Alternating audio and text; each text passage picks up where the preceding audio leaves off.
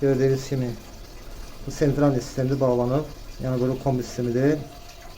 Sentral sistem yolu. Bu gördüğünüz bak. Gördüğünüz böyle karıştırıyor. Gördüğünüz. Bakın burada radyatörler görülüyor bu. Yine burada da size gösterdik. Gördünüz şu şlamplar necə qapqaradır. Ama bu şlamp qapqara mazot gəlir. Bu birisi şlampısı ağdır. Ağ su gelir, təzyiqlə tezliği vurub çıxardır.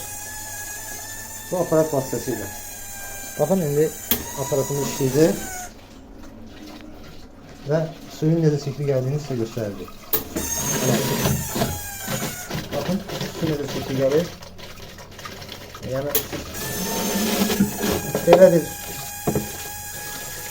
Vəziyyətdə heç bir radyatör yaxşı işləyirlər. Sistemimiz yoğuldu və ağ suyu görürsünüz. Hava kapsı yolu sistemler. Yani bu otomatik sistemlerimiz yoğulup tertemizdir.